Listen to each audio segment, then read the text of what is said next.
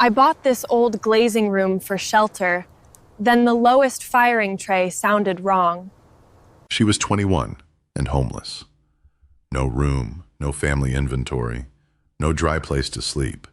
Just a chipped porcelain salt cellar and $6 she had kept folded inside her left boot.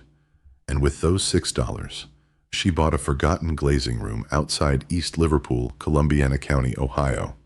Absent from county maps since 1987, the north roof had folded inward over the kiln. 3 tall windows stood open to rain and birds. The county condemned it on October 4, 2023, with demolition planned for the first dry week of spring. But beneath the lowest firing tray, a sealed glaze ring had waited untouched for 36 years, holding something that would change the measure of her life. Before we continue, if stories like this mean something to you, hit subscribe and tell us in the comments where you're watching from. We love seeing how far these stories travel. Lena Vale had been measuring her whole life without knowing it. As a child, she measured quiet by the distance between her parents' voices, hunger by the number of crackers left in a sleeve, and safety by whether the hall light remained on after midnight. Small things told the truth sooner than people did. A cup left unwashed, a coat missing from its hook. Her father, Daniel, drove delivery routes until his back failed, then disappeared west with a duffel bag. Her mother, June, kept motel ledgers and treated endurance like a bill due each Friday. She was tired in ways that made tenderness expensive. The one place where Lena never had to guess was her grandmother Ruth Vale's workroom.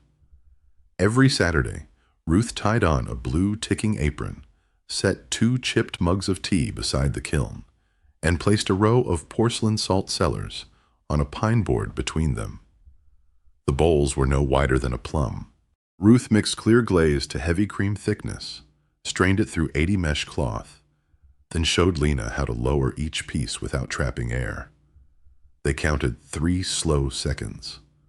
Lena lifted, turned, and let the excess run from one edge. Afterward, she wiped each foot ring clean with a damp sponge, so melted glaze would not weld the piece to the kiln shelf. The room smelled of wet clay, hot dust, and the faint mineral sweetness of feldspar. Careful work is how ordinary things become worth keeping, Ruth told her. Lena understood the sentence first through her hands. A salt cellar was small enough to overlook, but if the glaze pooled, it cracked. If the foot remained dirty, it stuck. Care was not decoration. It was structure. Ruth died in February 2021 after a short illness she had hidden beneath cardigans and errands. She left Lena 3 wooden crates of porcelain blanks, 2 dipping tongs, a glaze sieve, and a ledger wrapped in flour sack cloth. The crate stood for a year beneath a blanket in June's rented duplex. Then Tessa came. Tessa Vale was June's niece, 8 years older than Lena, with lacquered nails and a voice that made every room feel temporarily borrowed. She handled bills, chose which groceries were necessary, and kept the duplex keys on a brass ring clipped to her belt. She preferred lowered tones, closed doors, and sentences beginning with, "Be reasonable." When June fell behind, Tessa began selling what she called unused things.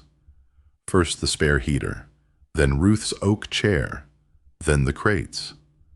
Lena came home on October 17, 2023, and found the back room swept bare. 1 chipped salt cellar remained under the radiator. On the kitchen table lay Tessa's resale receipt and Lena's canvas tool roll, empty except for 1 sponge. June sat near the sink with both hands around an unplugged kettle. Tessa placed Lena's house key beside the receipt.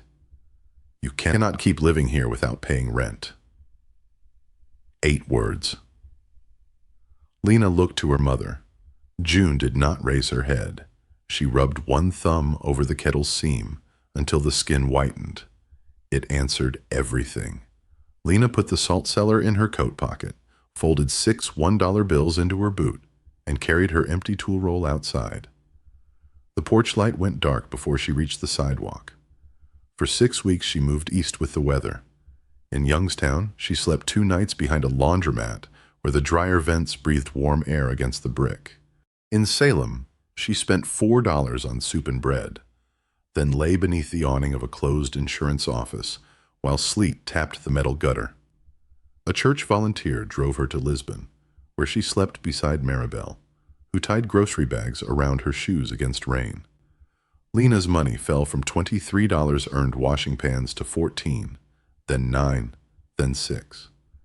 She guarded those final bills with an exactness that seemed foolish even to her. They proved one decision still belonged to her. She washed in library restrooms, dried her socks beneath hand blowers, and studied county maps for places where old pottery buildings still stood.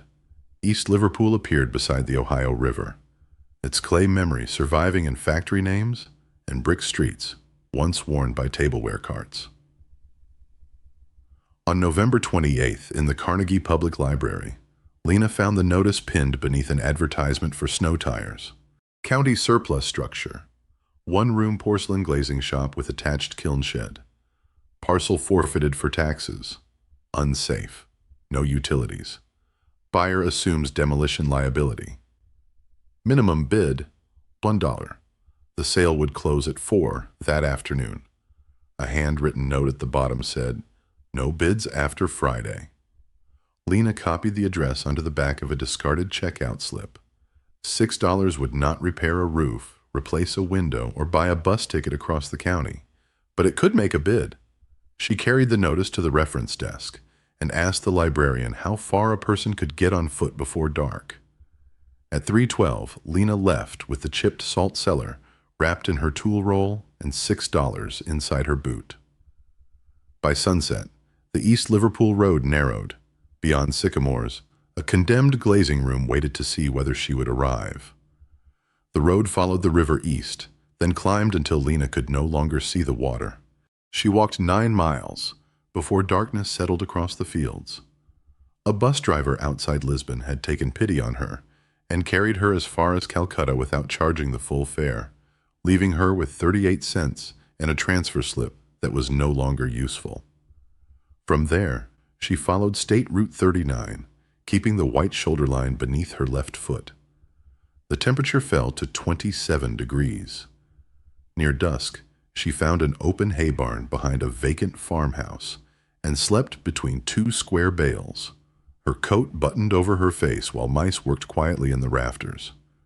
By morning, frost had whitened the field stubble. Her right heel had blistered, and one sock had worn thin enough to show skin. She wrapped the heel with a strip torn from the lining of her tool roll and resumed walking. East Liverpool announced itself through brick, slopes, and names painted on old storefront glass. She passed Smith Auto Parts, the Newell Bridge Cafe, Dawson's Pharmacy, Tri-State Shoe Repair, and a narrow bakery called River Crust, where trays cooled behind a fogged window. The smell of yeast followed her uphill toward the county annex. The clerk's office occupied the first floor of a sandstone building on Market Street. Inside, radiators clicked beneath tall windows, and the floor had been polished to a dull brown shine. Lena stood just inside the door until feeling returned to her fingers. Behind the counter sat a woman with a silver pencil pushed through her hair. She wore a green cardigan buttoned to the throat, and her nameplate read, Mrs. Elaine Hargrove, property clerk.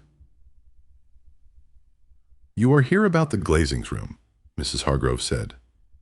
Lena placed the classified notice on the counter. The paper had softened along its folds. "I want to make a bid." The clerk looked past her toward the empty chairs, perhaps expecting an older person to enter. When no one did, she pulled a gray file from a cabinet and laid it between them. "The minimum is $1. I have 6. You should keep 5. Lena separated one bill from the others and smoothed it flat with her palm. Mrs. Hargrove did not take it. "You understand, there is no running water." "Yes, ma'am."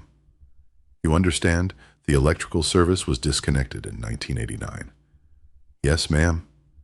"You understand, the kiln chimney may be structurally unsound." "Yes, ma'am." You understand the county can still order demolition if the roof is not stabilized before April. Yes, ma'am. The silver pencil remained motionless in the clerk's hair. At last, Mrs. Hargrove drew the bill toward her and examined its torn corner. No other bids were filed, she said. The parcel transfers with all contents, known or unknown. She turned the deed around. Lena signed where the clerk's fingernail rested, making the letters slowly so they would not tremble. Mrs. Hargrove pressed a brass county stamp into a red ink pad and brought it down with both hands. The impact carried through the counter. $1 received, she said. The remaining $5 seemed heavier in Lena's boot than the deed did in her hands. Mrs. Hargrove copied directions onto the back of an envelope. Take Dresden Avenue north, turn right past the old Waterworks Road, then follow Anderson Hollow for 1 7/10 miles. The lane has no marker. Look for 2 walnut trees growing from one root crown. She paused over the name on the deed. Vale? Lena waited. Was Ruth Vale related to you? My grandmother. Mrs. Hargrove removed her glasses and cleaned them with the edge of her cardigan. Ruth glazed here when she was young. Not every day, but often enough that people remembered her hands. She opened a second file, thinner than the first, and showed Lena a payroll sheet dated 1978. Near the bottom, written in blue ink, was Ruth Vale. Piece rate. Smallware. Asami. She never told me. Most people did not speak much about the closing. Mrs. Hargrove replaced the sheet. The larger pottery works were already cutting shifts. This room stayed open by glazing restaurant pieces and church orders. Salt cellars, butter pats, creamers, tiny things that required more attention than they earned. Lena touched the chipped bowl through her coat pocket. Did my grandmother own it? No. A woman named Miriam Bell owned the building. Ruth learned from her for several seasons. After Miriam died, taxes went unpaid, records were boxed, and the room became an inconvenience. Mrs. Hargrove slid the deed into the envelope. Ruth came here once in 1994 asking whether anything had been removed. I was new then. I told her the building was sealed. What did she ask about? A firing tray. The clerk looked toward the public counter as a man entered carrying license forms. Whatever else she remembered settled behind her professional expression. Need to leave before noon, she told Lena. The hollow loses light early. Outside, Lena stood beneath the courthouse clock and read her name on the deed twice. Property owner appeared above it in narrow type. She folded this page along none of its printed lines and placed it inside the tool roll with the salt cellar. The walk from town took nearly 3 hours. Dresden Avenue climbed among houses built close to the pavement, then thinned into repair yards, wooded lots, and steep ground. At the Anderson Hollow turn, an elderly man was stacking split oak beside a mailbox. A red hound slept near his boots. You headed to the Bell place? He called. Lena stopped. The man studied the envelope in her hand. One side of his face was weathered darker than the other. County finally sell it. This morning. The hound rose, shook itself, and came close enough to smell her empty tool roll. Name's Amos Pike, the man said. He nodded toward the dog. That's Birdie. She'll bark if the chimney falls, though not soon enough to help. He pointed with a piece of oak. Keep left where the road divides. The right fork ends in a washout. Lena thanked him and continued beneath walnut branches, stripped nearly bare. Their fallen husks crushed darkly under her boots, releasing a bitter green smell. The lane appeared where Mrs. Hargrove had promised, between 2 trunks joined at the earth. Beyond them stood a long brick room, no wider than 24 feet, and perhaps 50 feet from front wall to kiln shed. The bricks had faded from red to the color of dried blood. Half the slate roof remained intact. The northern section sagged above black rafters exposed to the sky. A square chimney leaned slightly east, Over the door, a porcelain sign hung by one rusted bracket. Only 3 letters remained beneath the grime. LL. Lena walked around the exterior once before touching the door. Rain had opened channels in the mortar. Ivy entered a cracked window and disappeared inside. Near the rear wall, fragments of white porcelain shone among weeds like small bones. The front door resisted until she placed her shoulder against it. When it opened, cold air moved past her carrying damp plaster, mouse droppings, and the mineral odor of old clay. Her boot landed on something brittle, a salt cellar, crushed almost flat. The front room held a counter, 2 stools, and shelves bowed under empty cardboard boxes. Wind entered through the window openings and made one paper label scratch repeatedly against wood. She could taste dust on her tongue. Beneath her fingers, the counter was cold and finely gritty, as though the room had been powdered from within. A narrow passage led to the glazing room. Firing racks stood against the walls, their shelves furred with gray residue. A steel sink had rusted through at one corner. Beside it rested a dipping basket, stiff with dried glaze. When Lena lifted it, porcelain fragments shifted somewhere beneath the lower trays with a dry, secret sound. The kiln occupied the back room, round-shouldered and soot-dark, with its iron door hanging open. A bird had built a nest in the flue opening. On the floor lay walnut shells, curled invoices, and a single leather glove hardened into the shape of a working hand. She did not search further. Daylight had already begun to thin. Lena chose a place against the inside wall, where the roof still held. She swept it with a broken kiln paddle, spread flattened cartons over the floor, and wedged the front door shut with a firing brick. Her supper was half a heel of bread, saved from the library, and water drawn earlier from a public fountain. The bread carried the faint taste of the paper in which it had been wrapped. After dark, the building changed its language. Slate shifted overhead. A loose gutter tapped the brick. Wind passed through the kiln and emerged as a low breath near the floor. Lena lay with her coat beneath her head, one hand around the chipped salt cellar in her pocket. The room was colder than the hay barn, but no one could turn off its porch light. No key waited on a table to be taken from her. When rain began after midnight, 3 drops struck the floor near her feet, each landing in the same dark circle. She moved her cartons 6 inches and slept. The smallest vessels had always been made to hold more than anyone guessed. On the first morning, Lena carried the steel sink's loose drainpipe outside and followed the slope until she found the well. It stood 40 yards behind the kiln shed, covered by 2 planks and a sheet of corrugated tin.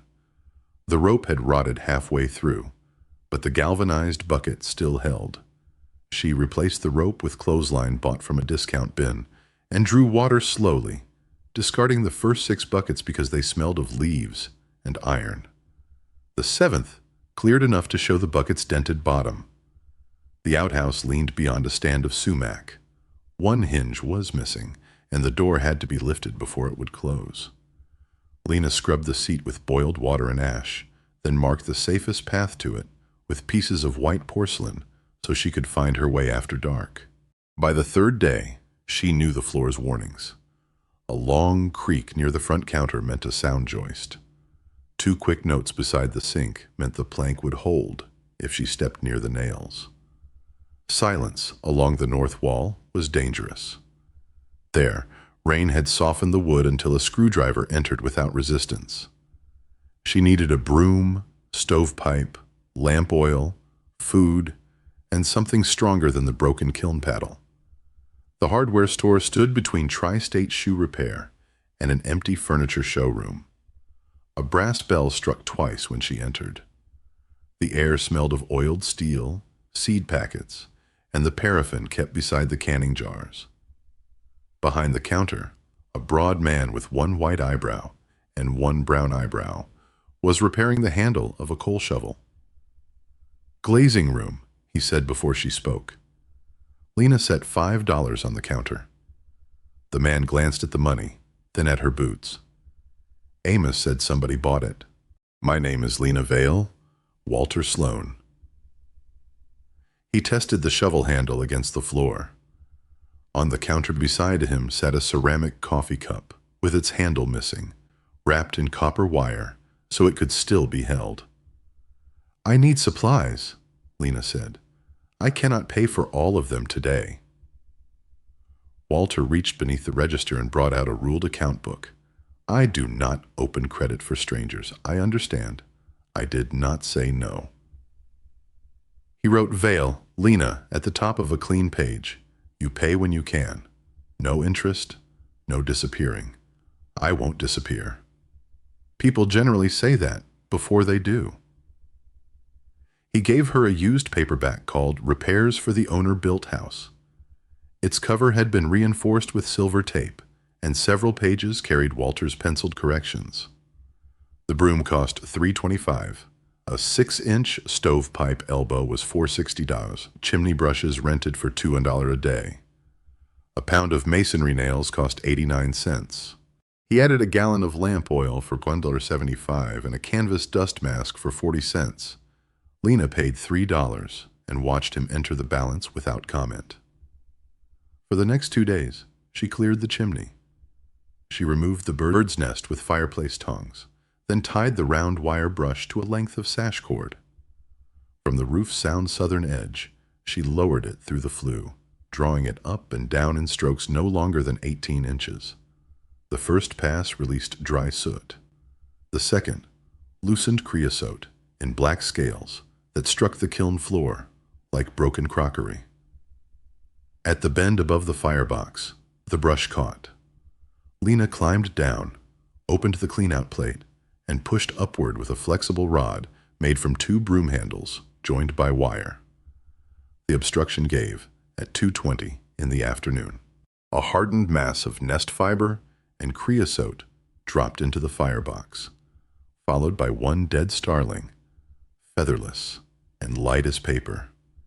She worked for 9 hours that day and 6 the next. Each time she believed the flue was clear, she held a hand mirror inside the opening and angled it toward daylight. Only when she could see a pale square of sky did she stop. Her first fire was no wider than a dinner plate. She used dry walnut twigs, then finger-thick splits Amos had left beside the lane without a note. The smoke hesitated beneath the kiln arch, curled once toward the room, then lifted cleanly through the chimney. Lena watched for 20 minutes before adding a second piece of wood. In a dented saucepan from Walter's back shelf, she heated well water with potatoes, half an onion, and salt taken from a paper packet. The meal had no fat and almost no flavor, but steam warmed her face. She ate beside the fire with Ruth's chipped salt cellar resting on an overturned firing brick. The glazing room took 4 more days to clean well enough for inventory. She found 7 objects worth keeping. There was a hand-cranked glaze sieve with brass mesh intact beneath the rust. A set of dipping tongs hung from a nail, their jaws shaped for bowls smaller than Lena's palm. 3 saggers sat nested beneath the counter, each marked with a chalk number. A warped pine board held 31 glaze tests, pale crescents fired in ivory, blue-white, smoke gray, and 1 translucent green. Beside the sink stood a stoneware crock containing dry feldspar, hardened into a single mass. A copper pyrometer tube rested in a drawer with 2 unused cones. On the highest rack, wrapped in newspaper dated June 1987, lay the tableware ledger Mrs. Hargrove had mentioned only by implication. Lena did not open it yet. The lower firing tray troubled her. It looked ordinary. A rectangular slab of kiln-fired clay mounted beneath the lowest rack, where glaze drips and damaged tests might have been stored. Yet when she tapped the surrounding trays with the wooden handle of a screwdriver, each answered with a flat ceramic note. The lowest one answered twice. She tapped again. A hollow sound followed the first. Lena cleared the floor and knelt. The tray was too heavy for its thickness. When she lifted one side, Something inside shifted less than an inch, stopped, then settled with a softened metallic weight. 4 iron clips held the tray beneath the rack. She soaked them with lamp oil, waited an hour, and worked each loose with pliers. The tray came down slowly onto 2 folded feed sacks.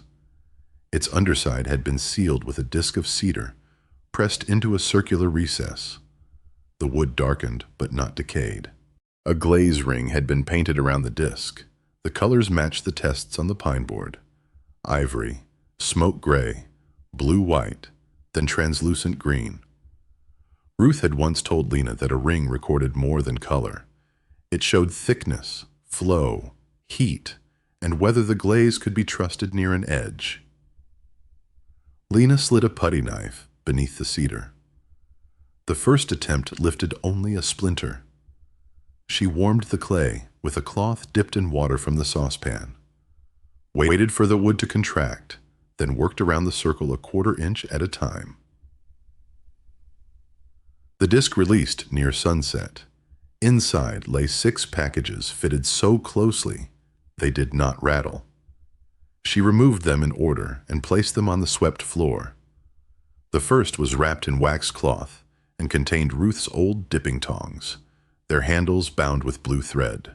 The second held a small balance scale, 3 porcelain weights, and a bone spatula polished smooth by years of mixing glaze. The third contained packets of cobalt oxide, copper carbonate, and tin oxide, each sealed inside folded lead foil and labeled in Miriam Bell's narrow handwriting. The fourth package was the ledger. Its cover had softened at the corners. Lena opened only far enough to see columns of dates, quantities, and destinations: church kitchens, union halls, school lunchrooms, flood relief suppers. Besides several entries, someone had written, "Donated after winter closure." The fifth package was a tin document box wrapped in a flour sack towel. A folded letter rested beneath its lid. Lena saw her name nowhere and left the letter unopened. The final bundle contained money.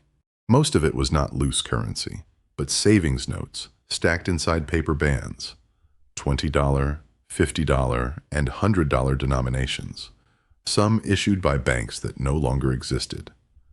Lena counted them once, then again by denomination, writing each subtotal on the back of an invoice.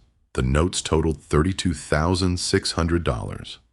Beneath them lay a cotton purse holding coins: 11 Morgan silver dollars, 7 Walking Liberty half dollars, 12 Buffalo nickels, and 43 wheat cents. Together they added $17.43 at face value. At the bottom was a purple heart in a black case. The reverse had been engraved with the name Elias Bell and the year 1944. The full cash came to $32,317.43. Lena sat with her legs folded beneath her and listened to the lamp flame move inside its glass. The sum did not feel like wealth. It felt like a door without hinges, too heavy to lift and too important to leave lying open. She returned every note to its paper band. She placed the coins in their purse, closed the metal case, and set the unopened letter on top. Then she wrapped the box again and carried it to the front room, where she hid it beneath the soundest floorboard she had found. She did not read the letter that night. Instead, she walked behind the kiln shed and followed the porcelain markers past the well. Beyond the sumac, the land fell toward a narrow creek, swollen by recent rain. Lena stood beneath the walnut trees, while black water moved around stones she could not see. On the opposite bank, a porch lamp came on, burned steadily for a few minutes, then went dark. The water continued without it. The smallest vessels had always been made to hold more than anyone guessed. At first light, Lena lifted the sound floorboard and carried the tin box to the glazing counter. The envelope beneath its lid had browned along the edges, but the handwriting remained firm. She knew the long downward stroke of the V before she knew why. Ruth had labeled glaze jars the same way. Lena opened the letter with the bone spatula. My dear one, whoever you are, if you have found this, then the lower tray has held longer than I expected, and you have been careful enough to notice what haste would miss. That is a good beginning. My name is Miriam Bell. In March 1987, Dr. Samuel Kern at Ohio Valley Hospital in Steubenville told me I had pancreatic cancer. He gave me months, not years. I closed this trade on June 19, 1987, after the final diner order came out of the kiln. I cleaned the dipping basket, banked the fire, and locked the front door. More than 30 years may pass before another hand touches these tools. The room began with Ada Bell, born in 1851 near Trenton, New Jersey, who came to East Liverpool in 1872 and glazed hotel ware beside the river. Her daughter Clara Bell, born here in 1876, opened this small room in 1901. Clara's daughter Margaret Bell Reed, born in 1903, kept it through the Depression and the 1936 flood. I was born in 1925 and took over after Margaret's hands stiffened in 1958. 4 women, 4 sets of hands, 1 fire carried forward. My husband, Elias Bell, was killed in France in September 1944 while serving with the 28th Infantry Division. The metal in this box came home without him. I kept it near the kiln because grief, like glaze, changes under heat, but does not disappear. The money is savings from ordinary years. Use it slowly. Clear glaze should be mixed at 100 parts dry material to 72 parts water, then rested overnight and strained before use. Dip a salt cellar for 3 seconds, no more. Wipe the foot ring clean to 1/8 of an inch above the base. Fire the old clear glaze to cone 6 near 2032 degrees Fahrenheit and hold no longer than 10 minutes, or it may pool inside the bowl. Behind the kiln shed, where the 2 walnut trees share one root, you will find a flat sandstone marker level with the earth. Beneath it is a small iron cup. Light what is inside when you are ready to call this place yours. Do not mistake inheritance for permission to avoid labor. Money can replace slate, glass, mortar, and bread. It cannot teach the hand when to lift a bowl from glaze. It cannot tell you which crack will widen in winter. What is passed down becomes yours only after you have cared for it. The ledger records the pieces we gave away after hard winters. Salt cellars went to church basements, union kitchens, school suppers, and any table where people shared what remained. A small bowl does not end hunger.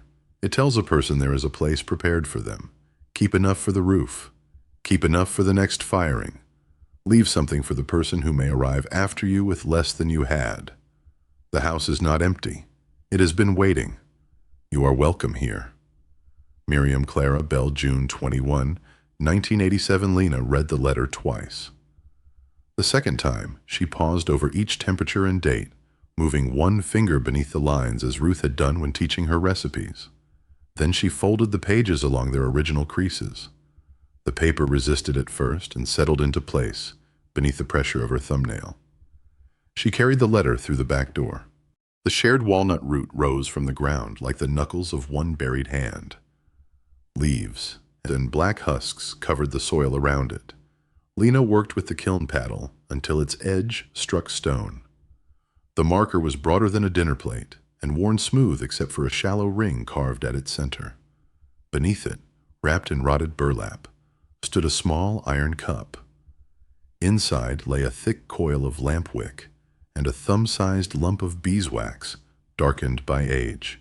Lena brought the cup to the back room, set it upon the kiln arch, and fed one end of Ruth's blue binding thread into the wax. She lit it with a wooden match. The flame was small and steady. It shone against the dipping tongs, the balance scale, and the bone spatula arranged on the counter. For a moment, the blue thread became almost black in the light. Lena did not speak. She stood until the beeswax softened and released a faint smell of honey into the mineral cold of the room. Other hands had already begun carrying her, though none of them knew the whole distance. The Lisbon church volunteer had driven her east without asking for proof of need. Maribel had shown her how to keep rain from entering worn shoes. The bus driver had waved away the last part of her fare. Mrs. Hargrove had told her to keep $5, then stamped the deed without making a spectacle of mercy. Amos had left dry walnut beside the lane. Walter had opened a clean page in his account book and trusted her name before he trusted her circumstances. Their kindnesses had not solved her life. Each had only removed one stone from the path. Before the story moves forward, think of one small kindness someone once gave you when they could not have known how badly you needed it. Tell us what they did, and if you still can, carry that same kindness to someone else. That evening, Lena placed Miriam's letter beneath Ruth's chipped salt cellar. She laid the dipping tongs, balance scale, and purple heart beside her cardboard bed, close enough to touch in darkness. The beeswax flame burned until the room smelled faintly of summer. The first snow came on December 2nd and measured 4 inches against the north wall by morning. Lena read the roofing chapter in Walter's repair book 3 times, once beside the kiln, once at the hardware counter, and once beneath the damaged rafters, with a carpenter's pencil between her teeth. The sound half of the roof measured 24 by 31 feet. Allowing for overlap and waste, she calculated 26 bundles of slate-pattern asphalt shingles, 4 rolls of felt, and nearly 20 pounds of galvanized roofing nails. The materials cost more than she could carry in one payment. She used one $50 note from the cash and entered every purchase in Miriam's ledger on a separate page. Walter brought the delivery in an old flatbed truck. Before unloading, he handed Lena a roofing hatchet with a narrow head and a leather-wrapped grip. "It belonged to my brother Paul," he said. "He died before he wore it smooth." A retired roofer named Frank Mercer arrived that afternoon. He was 72, narrow as a ladder, with a white mustache stained by coffee. He studied the sagging section, pressed 2 fingers into the exposed timber, and told Lena the main rafter could stay if they sistered it properly. "I cannot pay you," she said. "Then do not waste my daylight." They worked 11 days. Frank showed her how to raise the new 2x8 beside the old rafter, clamp both ends, and drive carriage bolts through soundwood. Lena snapped a chalk line from eave to ridge and learned to strike it once without hesitation. Felt went down in horizontal courses, each overlapping the one below by 2 inches. Her first nails bent. Her second row sat too high. Frank touched one with his hatchet. "That nail's proud." Lena reached for the hammer. "Pull it." He taught her the 3-stroke method. 1 tap to set, 1 square blow to drive, 1 light strike to seat the head without crushing the shingle. By the 5th day, she could keep pace with him for half a course. By the 9th, her knees had bruised purple beneath her trousers, and cold had split the skin beside both thumbnails. On December 14th, they laid the final ridge cap beneath a pale afternoon sky. Frank climbed down without ceremony and walked the perimeter once. Snowmelt struck the new gutter and ran away from the brick. The roof no longer moved when the wind crossed it. January entered through the mortar.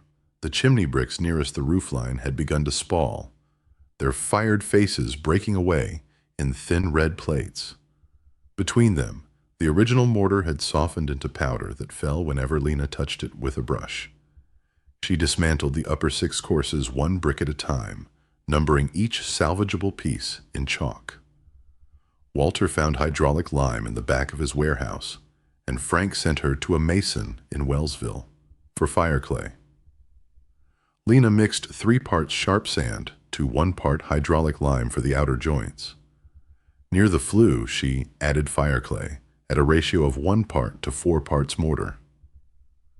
For 3 weeks, daytime temperatures remained in the 20s. She warmed water on the kiln fire, mixed only what she could use in 30 minutes, and covered fresh work with damp burlap so the joints would not freeze too quickly. Every 15 minutes, she climbed down and held her bare hands near the fire until pain returned to the fingertips. Gloves kept her warmer, but dulled the pressure she needed to butter each brick and tool the joint before it skinned over. One morning, a rebuilt corner shifted when she removed the support board. Lena took down 4 hours of work and began again. No one witnessed it, except Bertie, who watched from the lane and sneezed into the snow. On January 27th, Lena lit a test fire with newspaper, cedar splints, and 2 dry walnut logs. She stood outside while smoke rose from the rebuilt crown in a straight blue column. Nothing leaked through the joints. Inside, the draft pulled cleanly through the firebox and made the flame lean toward the flue. She cooked oats while the chimney warmed. The front room floor was white pine fastened with hand-cut rose-head nails, though decades of clay dust and roof water had turned it nearly black. Lena rented a random orbit sander from Walter for $14 a day. Before switching it on, she set every visible nail below the surface with a narrow punch. The sander crossed the room in 3 passes, 80 grit to remove the crust, 120 to level the scratches, then 220 to close the grain without polishing it beyond its age.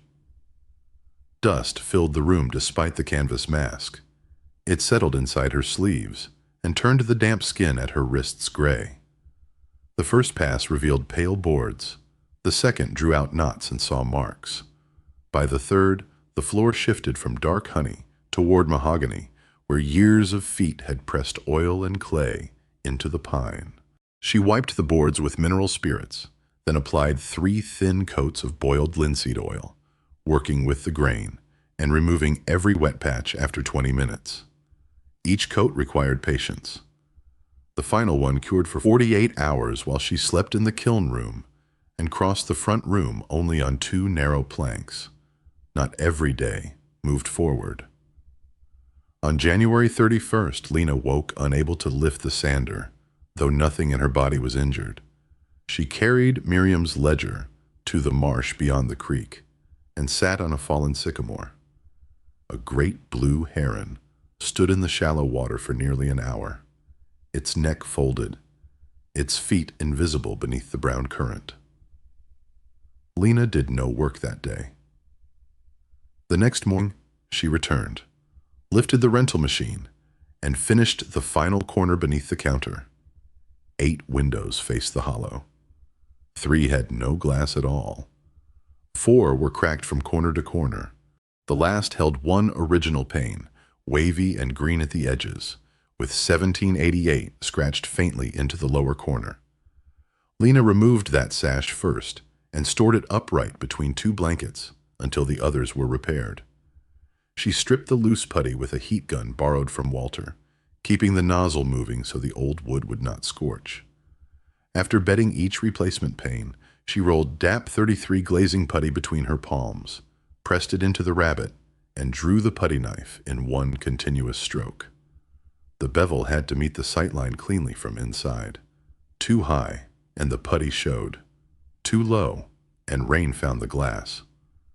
The sash cords had rotted inside the weight pockets. Lena replaced them with 1/4-inch cotton cord, lowering each iron counterweight into the wall and securing it with a figure 8 knot. The first knot slipped. The weight struck the bottom of the pocket with a dull blow that made her close her eyes. She tied it again. By the 7th window, she could remove a sash, clean the channel, replace the cord, set the glass, and balance the frame before noon. The preserved 1788 pane went back into the south wall, protected by new points and the thinnest line of putty she could manage. On the final window, Lena raised the restored sash and tested its travel.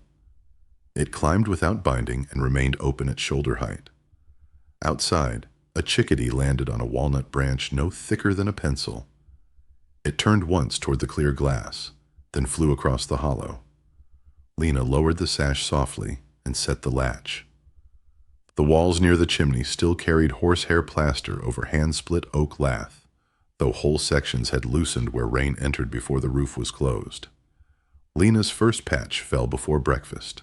The second cracked around its edge. The third remained attached overnight, then sagged beneath its own weight when the kiln warmed the room. She carried the broken plaster outside and studied the fibers caught in it. The old hair was coarse, dark, and mixed through every layer. Walter brought her a paper bag from the rear shelf of his store. "My father kept this for repairs," he said. Inside was clean horsehair, bundled with string. Lena mixed lime plaster until it held the mark of the trowel, folded in the hair, and pressed a scored scratch coat through the spaces in the lath, so it formed keys behind the wood. The brown coat went on 3/8 of an inch thick and cured beneath damp cloth for 72 hours. Last came a 1/8 inch finish coat, worked with a steel trowel until the surface lay quiet beside the old wall. She stood near the chimney and placed her palm over the joined edge. "These patches will hold another 100 years."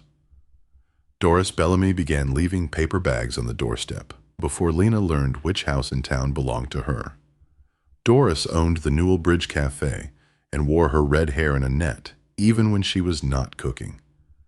The first bag held 2 biscuits, an apple, and a jar of chicken broth, wrapped in a dish towel.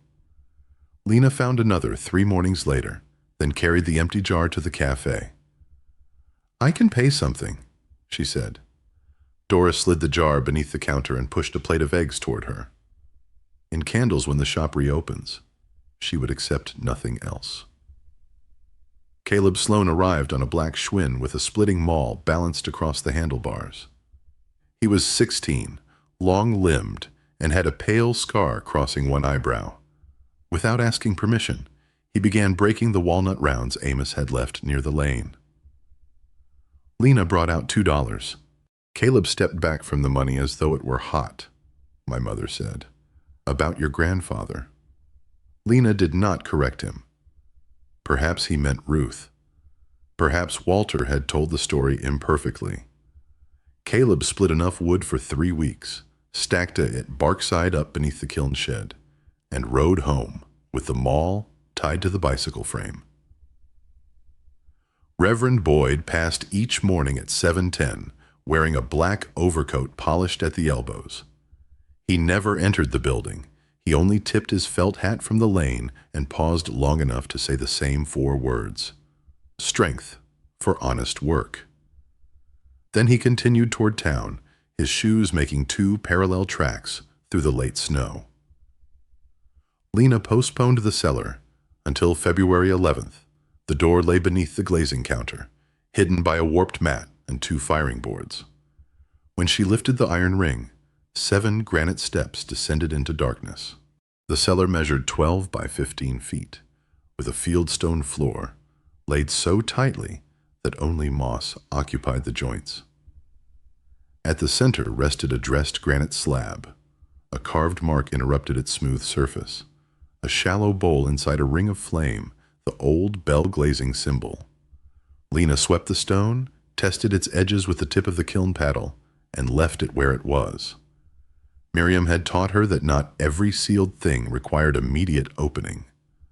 Under the 3rd stair, her fingers touched oak. The box had been wedged behind the riser, protected by a strip of tarred cloth. Inside lay a brass key whose bow had been shaped into the same bowl and flame symbol.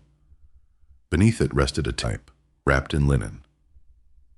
The photograph showed a young woman standing outside the glazing room in the summer of 1903. The roof was whole, the sign bright, and walnut leaves cast broken shade across her dress. She held a long-handled dipping tool in one hand.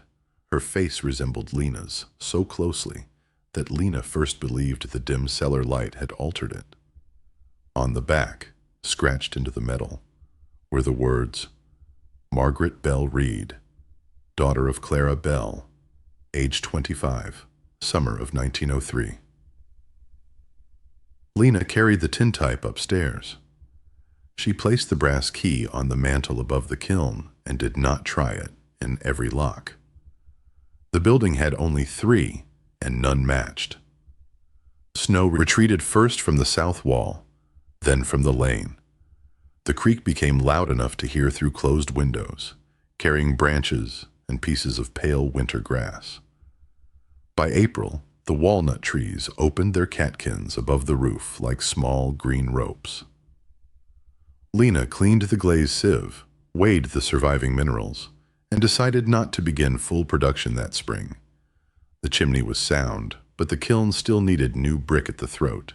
The old recipes required testing, and her hands had remembered less than she hoped. She would spend 1 coin on materials, make samples no wider than her palm, and record every result before risking a finished piece. She placed the first silver dollar beside Miriam's ledger and wrote, "Materials only," beneath the date. The house was patient. So was she. 2 winters later, on December 8, 2024, Lena opened the kiln after a 14-hour cooling period. The first completed salt cellar stood near the center of the shelf on 3 tiny wads of refractory clay. Its walls were thin but not fragile. Clear glaze lay evenly across the interior, with no pooled ring at the bottom and no crawling near the rim. The foot had remained clean. When Lena tapped the side with 1 fingernail, the porcelain answered with a high, honest note. She carried it to the front room and placed it beside Ruth's chipped bowl. The 2 pieces did not resemble wealth. One was damaged, the other plain. Together they contained every exact thing Lena had learned to keep. The restored interior remained modest. The counter had been scrubbed but not replaced. Firing racks stood straight against lime-plastered walls. Walter's copper-wrapped cup occupied 1 shelf beside the glaze tests. The 1788 window pane bent the winter light into soft waves across the pine floor. Near the kiln, Miriam's balance scale waited beneath a clean linen cloth.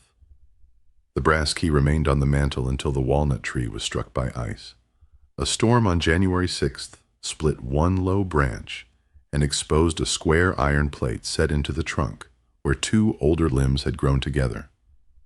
The plate was no larger than Lena's palm. Its keyhole carried the outline of a bowl inside a flame. The brass key turned once. Behind the plate was a dry cavity lined with hammered tin. Lena removed a folded cotton parcel and opened it on the glazing counter. Inside lay a 48-star American flag, its edges worn from being handled, and a note dated December 19, 1944. The handwriting belonged to Margaret Bell Reed. Miriam, the army telegram came Tuesday. Elias was buried in France before the letter reached us. I have folded this flag for the day his medal returns, though I do not know whether it ever will. Clara says a workshop must keep something besides tools. It must keep evidence that the missing were once expected home. I am placing the flag inside the walnut because the tree was young when Elias left and may outlive all of us. If the room survives, let the person who finds this carry his name somewhere quiet. Mother Lena read the note near the window while sleet ticked against the glass. The Purple Heart had waited in a firing tray. The flag had waited inside living wood. Neither belonged on a market table or behind the glass of someone who valued only rarity.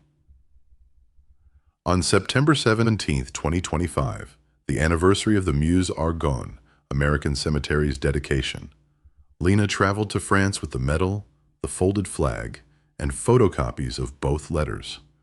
A cemetery official led her to the section where Elias Bell's name appeared in the burial records. There was no ceremony. Lena stood beside the white marker, placed her hand against the cold stone, and read Margaret's note aloud. The medal returned with her, but its record and photograph remained in the cemetery archive. Of the cash, Lena used 4 coins. The first paid for glaze materials. The second bought replacement fire brick. The third covered a second-hand kiln controller that allowed her to slow the final rise in temperature. The fourth paid the registration fee for a small business name. The savings notes remained bundled inside the tin box. She added copies of every repair receipt, her firing records, and a new page to Miriam's letter, explaining where the money had gone. Then she sealed the box inside the lower firing tray again. On the cedar disc, she painted a fresh glaze ring beside the old one and wrote 2 words beneath it. The next one. The shop reopened without an announcement. Doris placed an index card on the cafe corkboard between a notice for piano lessons and a lost dog photograph. Hand-glazed salt cellars, small batches. Ask Doris for Lena's address. The first order was for 2 pieces. The second came from a woman in Wheeling who wanted 6 for a church kitchen. By autumn, Lena kept a mailing list of 43 names in the back of the tableware ledger. She never produced more than the kiln could hold without crowding, and she rejected any piece whose foot ring carried even a thread of glaze. Some weeks, she sold nothing. The roof held. The fire drew clean. There was food in the cupboard. Caleb returned in October carrying a cedar sign beneath one arm. He had grown taller and now worked part-time at Walter's store. The sign read, Bell and Vale Glazing Room in hand-carved letters. Beneath that, attached by 2 brass screws, was a smaller board. Daughters Lena traced the final word. There are no daughters, she said. Not yet, Caleb answered. He climbed the ladder and mounted the sign above the door, preserving the faded porcelain fragment beneath it. The new cedar looked too bright against the old brick, but rain and years would correct that. In December, Lena began a letter of her own. She used Miriam's bone spatula to crease the paper and wrote at the glazing counter while the kiln cooled behind her. My dear one, whoever you are.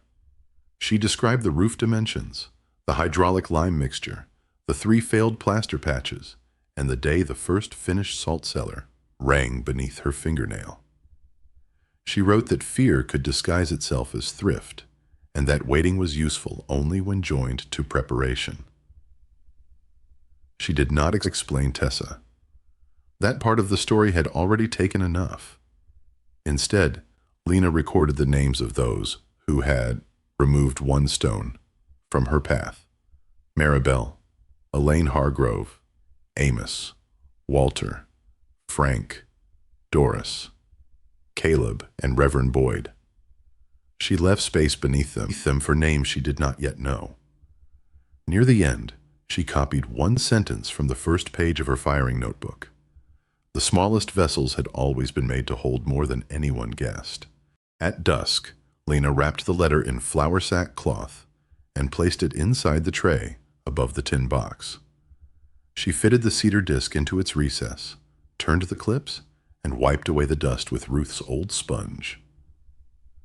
Outside, snow began crossing Anderson Hollow in thin, deliberate lines. Light from the restored windows rested on the walnut trunks, the lane, and the new cedar sign. The porcelain salt cellar glazing room waits. It has always waited. In the county clerk's office, Elaine Hargrove kept Lena's purchase dollar in the shallow drawer beneath the brass stamp. The torn corner made it easy to recognize. Whenever someone called the sale a clerical mistake, Elaine touched the bill once, closed the drawer, and returned to her work.